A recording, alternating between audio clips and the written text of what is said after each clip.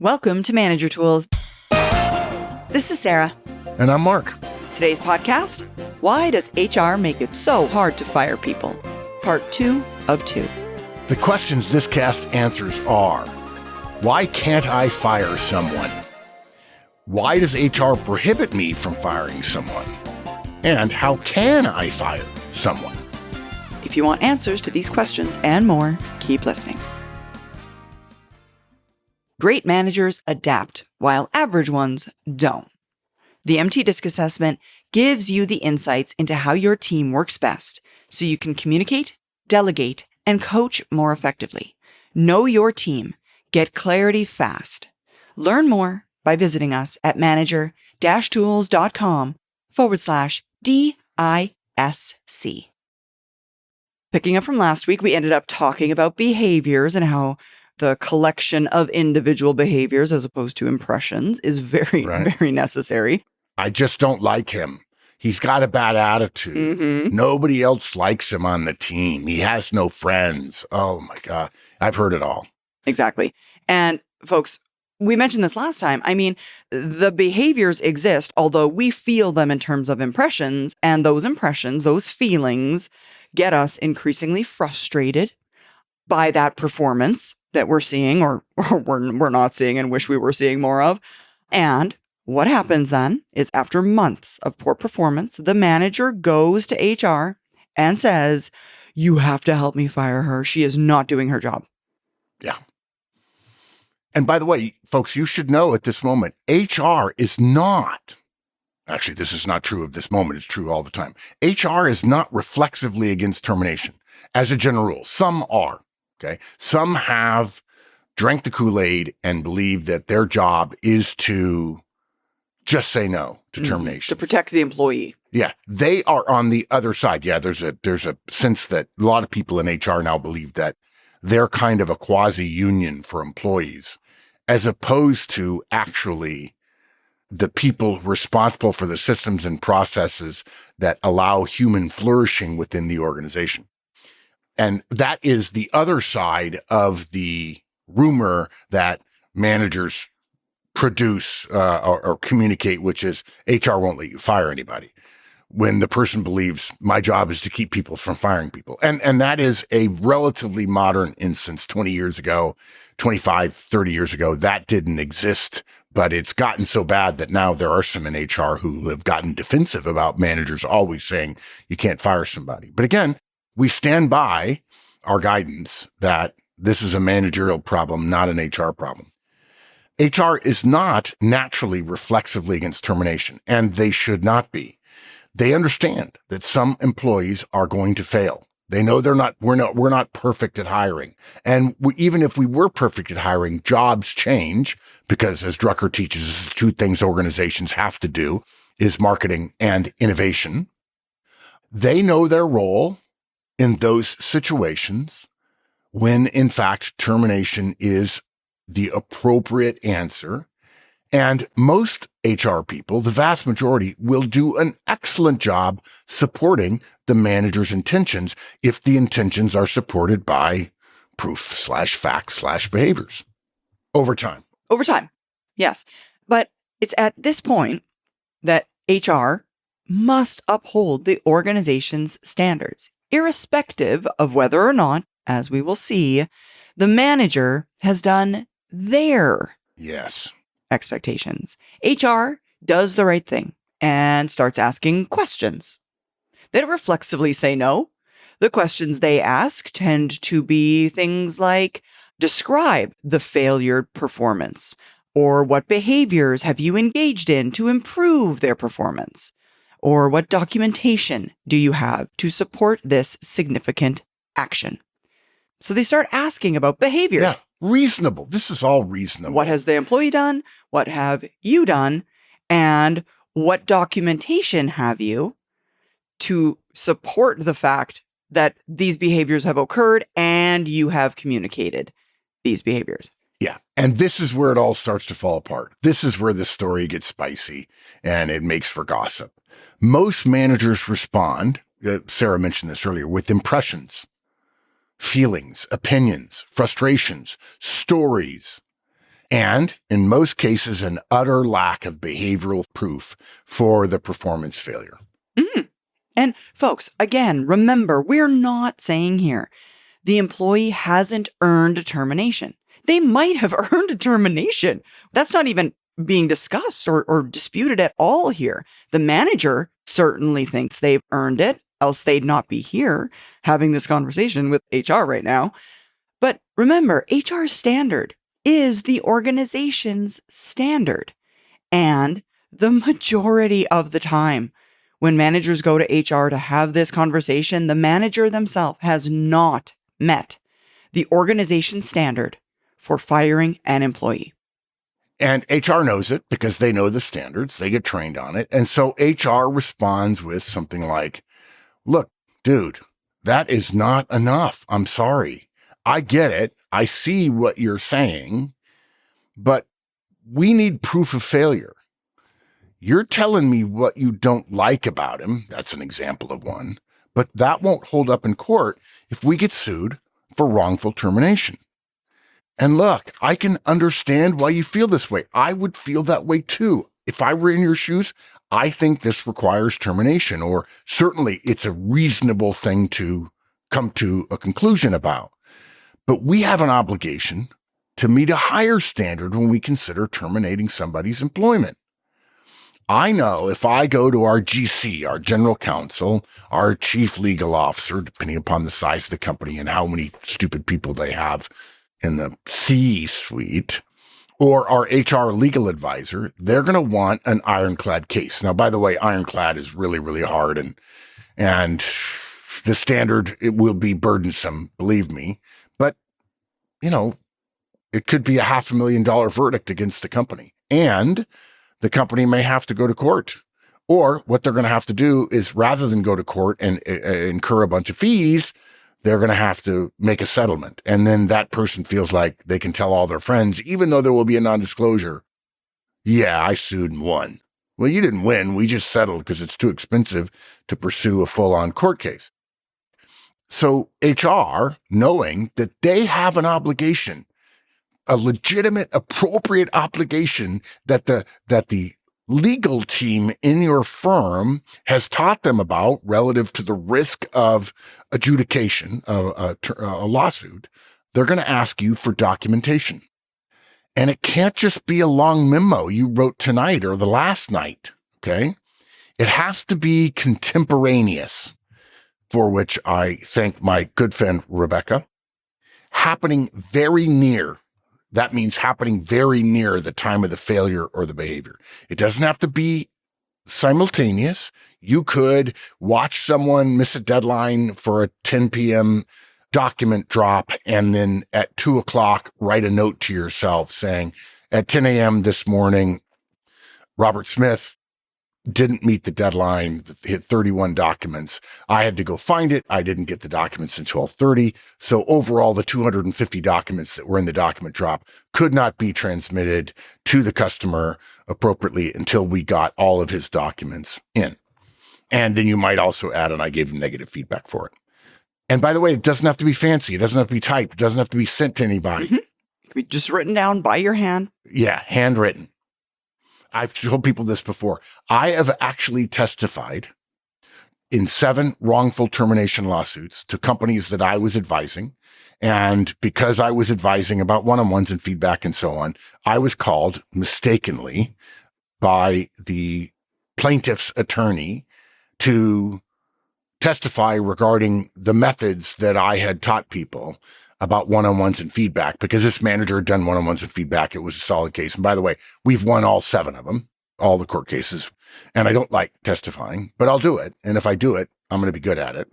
But in the case, I actually, in one case, held up a one-on-one form that was a Manager Tools classic one-on-one form. It had lines across it. Some people prefer no lines, whatever.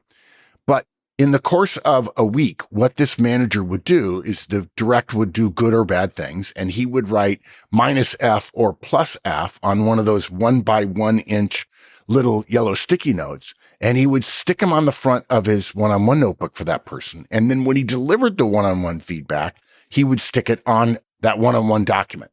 And we Xeroxed it. We photocopied it, and I held it up in court. And I talked about this person has been doing one-on-ones for this person for, a year and a half. So he has like 75 one-on-ones. And we showed all the one-on-one forms with all the negative and positive feedback and so on. And then I showed one that had like 13 yellow stickies. Actually, it's probably closer to 9 or 10, but I remember it looked like a lot. And the reason it was distinctive was because if you photocopy something with a yellow sticky on the top of It stays yellow. No. It doesn't. It won't stay yellow on a cheap copier. But what happens is the outline of the sticky covers up the lines. And so you don't see the lines. You just see these little notes all over the place that when you photocopy it, it's very clearly a piece of paper with a whole bunch of sticky notes on it.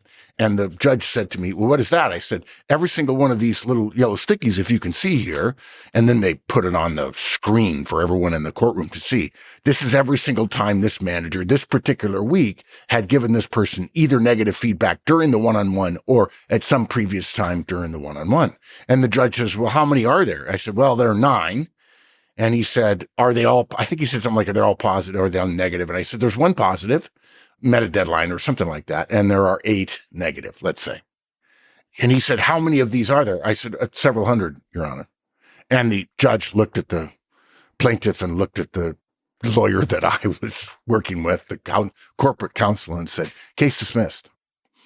There was hundreds of instances of actual communication to the direct report. And not just communication, documentation about communication.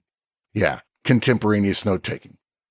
So what HR will say is, we need some of those records to be about those many repeated conversations you had with this employee and their performance failure. It could have multiple factors, it could have singular factors, whatever. And the steps you took to help them succeed: coaching, negative feedback, positive feedback, delegation potentially, training, all those kinds of things, partnering with somebody else, whatever. Yeah. And so the manager has now gone to HR with feelings and not behaviors. HR has rightly responded with, we need more than that. Where's all this other information? And at this point, the amateurish manager becomes even more frustrated. Now, remember, a manager never would have gone to HR if they were not frustrated to begin with. So now it's frustration stacked on top of frustration. And why? Because they're suddenly realizing Yeah, this is it. that they're not going to get to fire the person they know needs to be fired. And HR probably quietly off the record would agree with them. Right, exactly. I mean, HR is probably like, I get it. Yeah, but you don't have enough. Yeah. And the manager, they went there for help. They expected to be helped, not hindered, not said, well, where's all this other stuff? You need this too.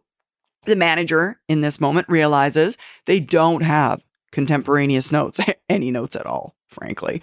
And they know they can't recreate contemporaneous notes after the fact, which means ultimately what they're realizing in that moment is that in order to fire this person who has already been failing for a full 6 months, they need to spend another 6 months doing all the work that is necessary to support the organization's standards that they should have been doing all along, but they weren't doing.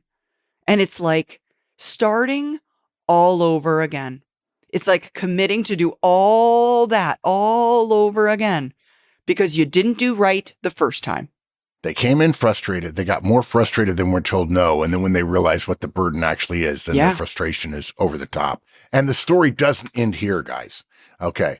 What makes this set of failures from the employee and manager is especially problematic based on what the manager does next.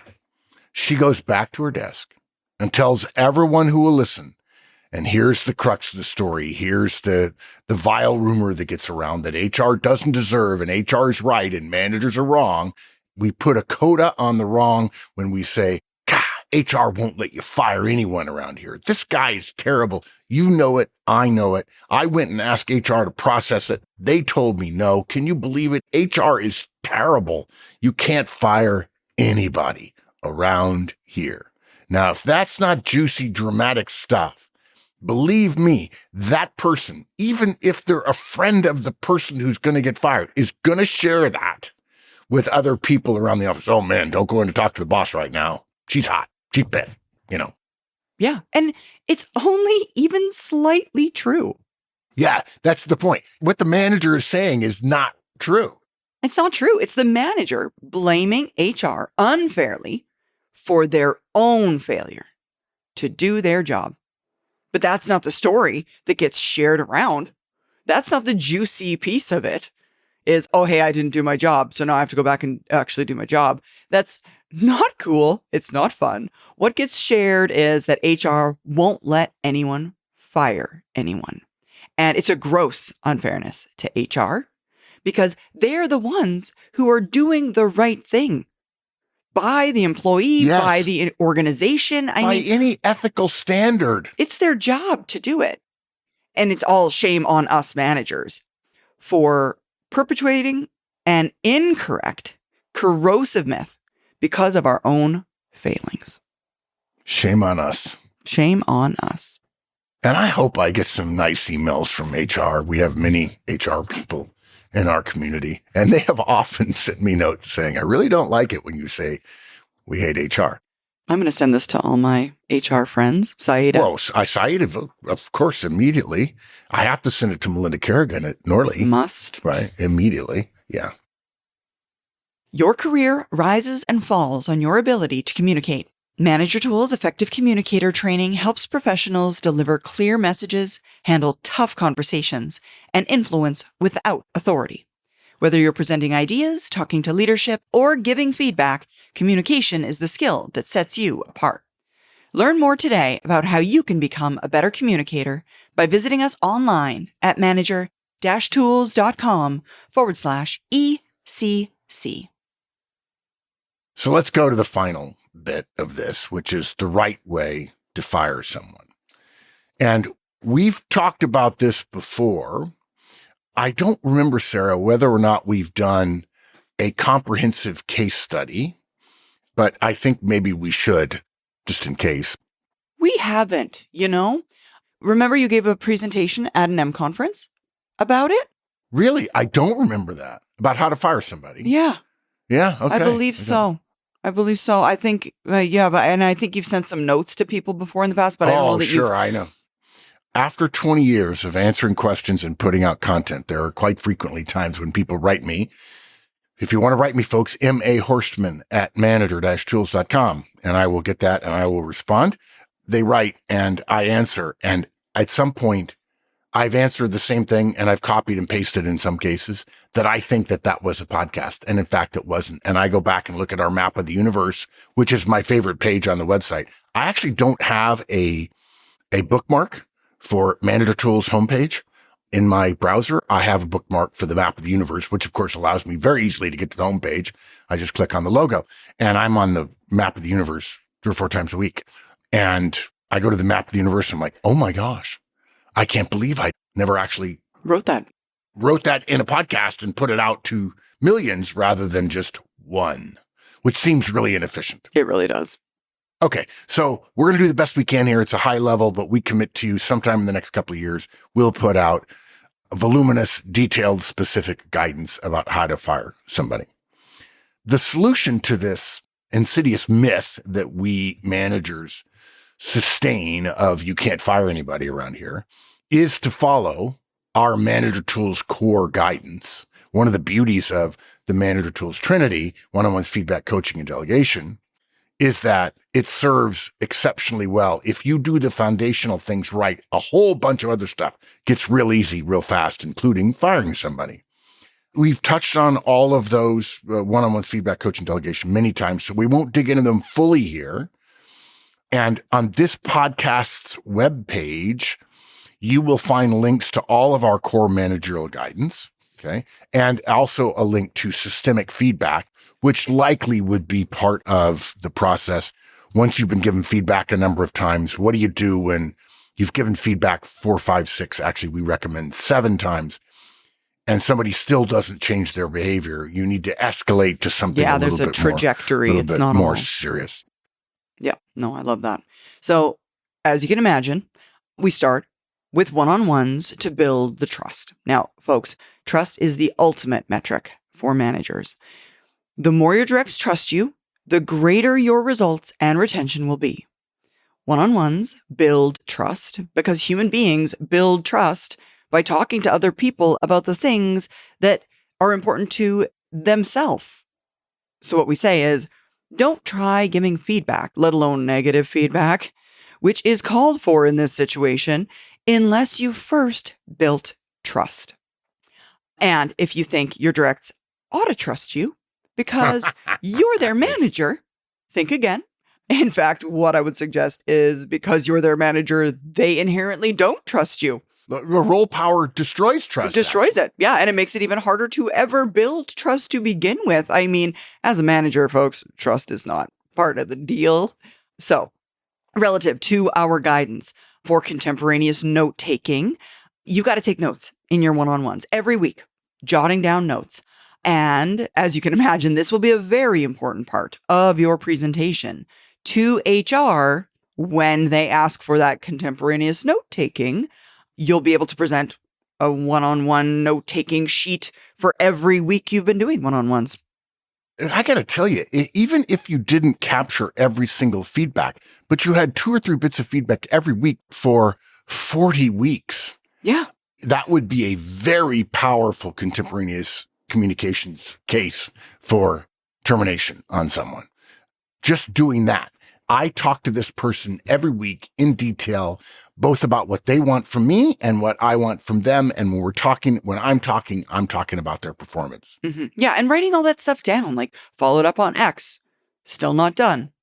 Right. Missed the deadline here. Those things are also, they're not feedback, if you will, but they are definitely contemporaneous note taking about what a person has not achieved and ought to have. Yep. Now, once you've built some trust, you can start using the Manager Tools feedback model. Positive first. In other words, can I give you some feedback? Sure, boss.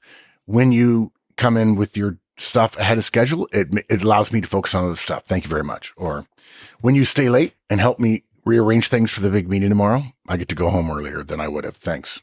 Or, hey, when you reach out to that internal customer and let them know that there was going to be a problem, they call me to say thanks. So thank you for that. Well done. That's positive. And negative feedback is, hey, can I give you some feedback? When you miss a meeting, that's not great. You miss what we're talking about. Can you be on time? Can you come to the meeting next week? Or, hey, can I give you some feedback? When you don't get me your stuff by noon, I have to come find you and I'm delayed in getting my stuff to the boss. Can you work on that for me? Now, notice, folks, there's no difference in tone between positive and negative. I know many of you, hundreds of thousands of you are listening to you right now, rolling your eyes going, I know that, Mark. I know that, Mark. But there's probably one new person who may be hearing about this for the first time. And feedback is not about correcting. Feedback is not about praising. Feedback is about encouraging. I say again, encouraging future positive behavior. We do not encourage future positive behavior by shaming or demeaning or attacking past poor performance. All you're going to do is engender in the person a feeling of resentment towards you, regardless of your role power. Yes, exactly. So encourage them to do better next time. It's as simple as that. Don't try giving feedback, let alone negative feedback, which obviously is called for in a situation where you're going to fire somebody, without building trust. You can't, please do that. Don't listen to this and not know about one-on-ones and just start giving feedback, okay? And even in a situation where you're going to fire somebody, we still would recommend, if you're rolling out the Trinity, that you start with positive feedback to get good at the model before you start using negative feedback. And anyone who tells you you should sit down and talk to somebody for 15 to 20 minutes every time they make a mistake, those people are smoking crack. They don't actually do that. They don't give much feedback at all. And the reason is because you don't have time every time somebody who's failing makes a mistake to have a 15-minute conversation, a dialogue with them. We have a podcast about the myth of feedback dialogue. It's just insane. We've tested it on tens of thousands of managers and we know it doesn't work. So when you give feedback, when you give negative feedback or positive feedback, you simply make a short note. A 1-by-1 sticky note is fine. Something written on the actual one-on-one form itself is great. You can write minus late weekly report, and that's enough. And the fact that it's on a page that was written 26 October 2025, you're fine. Okay. That's contemporaneous. A lot of those small notes, small contemporaneous notes, each captured briefly, is far more powerful in a termination proceeding than some long documentation or you testifying about how terrible the person was. To fire somebody, you should be approaching 75 to 100 instances of negative feedback. And remember, they're only 10 to 20-second exchanges. So we're only talking, if we assume 100 instances at 20 seconds, that's what, 2,000 seconds divided by 60?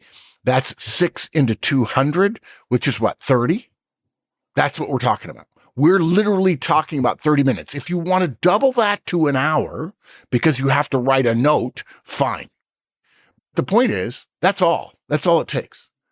And it is much better to have slow and steady rather than nothing and then suddenly a big blow up. It's better to have the drip, drip, drip of water torture rather than throwing water all over somebody's face. Mm-hmm. And folks, we also have a model Mark alluded to earlier or mentioned. It is called the systemic feedback model. When a direct makes the same mistake repeatedly, think of the systemic feedback model as an escalation from those little pieces of feedback that Mark just gave us as an example to a slightly larger tool, because the individual has made that same mistake and, in the feedback model, has agreed to change their behavior and yet has not changed their behavior. The systemic feedback tool is one of the most rarely used, yet incredibly powerful tools that you'll find in the Manager Tools guidance. And in this too, you're still taking those contemporaneous notes. Yep. And I've said this before many times about systemic feedback. We have a hall of fame of casts on our website. But when people ask me, what are your favorites? I always start with the stupid line, oh, my casts are like my children. They're all equal. I don't have favorites. That's ludicrous. They're not my children. And so I say, yeah, okay, pre-wiring is one of them, and systemic feedback is another one. Aggregated behaviors are performance. Thank you, Matt Bentliff. And also the one, I can never remember the name of it, about turning tasks into deliverables. Assigned task and reporting. Yes, exactly. Assigned reporting. Yeah. Assigned reporting and tasks, or assigned tasks and reporting. I can't remember. It's one or the other. Yeah, that's a significant contribution to the managerial canon of work. Mm-hmm. And also, folks, before you go to HR, you can also use the Manager Tools late stage coaching model for 3 or even more months as you're collecting those behavioral notes on performance, right? Following our guidance. And I do want to put in a small plug here for performance improvement plans. I sometimes think of our late stage coaching model as what it is. A performance improvement plan, a Manager Tools-esque, if you will, if your organization hasn't got one.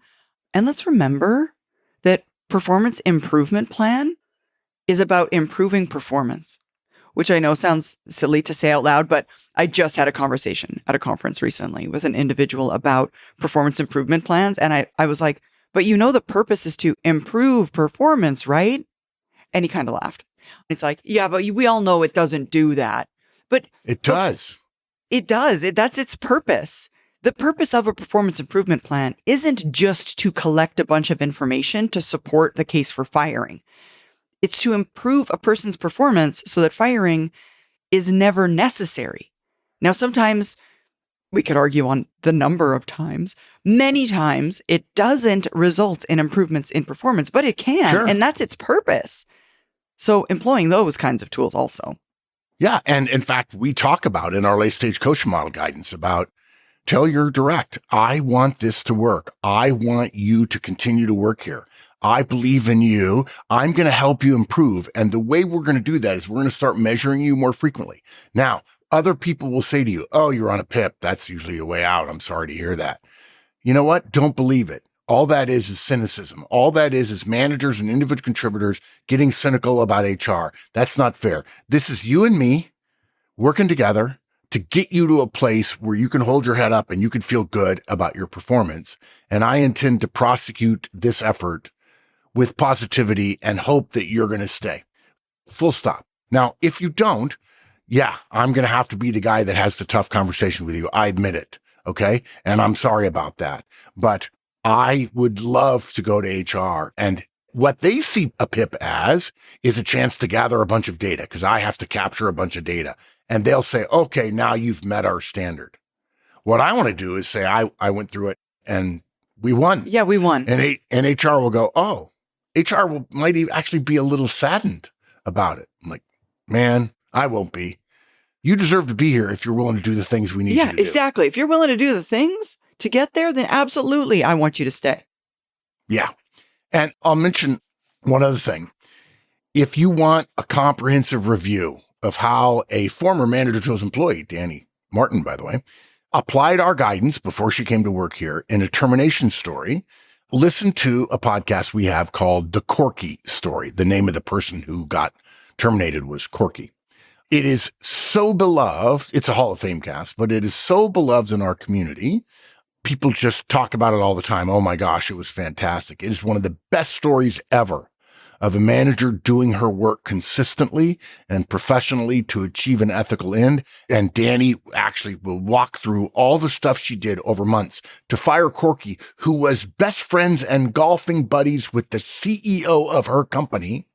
And HR couldn't resist the firing when she went to them with her folder gathered over 6+ months on Corky's performance. Mm-hmm. Yeah, I love that. Yeah, me too. Me too. All right, so we're going to wrap it up. I do want to ease some of the managerial concerns out there a little bit. We've been very hard on you today. And I would suggest that from my perspective, a lot of this comes back to lack of training, lack of information. I mean, managers aren't trained. Exactly. That's exactly it. Managers are not trained how to do their jobs. You are not talked to or taught about this burden of information as it pertains to firing. Yeah, managerial training and understanding and awareness will help alleviate things like this from occurring. So if you're listening to this podcast, share it with your friends who are also managers so that they know about this burden of proof before they're in that same frustrating, stinking situation where they go to HR and they don't get help. Because managers go to HR with no behavioral proof, no contemporaneous notes, and they expect HR to help them fire someone. But folks, HR rightly, exactly, holds the line and insists on the manager doing their job. The myth that HR won't let you fire anybody around here was started and is sustained by managers who didn't do their job and want to blame HR for it. HR is right, the managers are wrong, and we as managers who know better ought to do better by our HR counterparts. Yeah, that's exactly right. Be a professional colleague, a good colleague. Exactly. Alrighty. Thank you all. Thanks, Sarah. That was fun. Bye, Mark. Thanks so much for joining us, folks. We hope this helped you. Now help us, help others, and tell all your friends. And of course, follow, rate, and review our podcast. And remember, 5 stars only, please.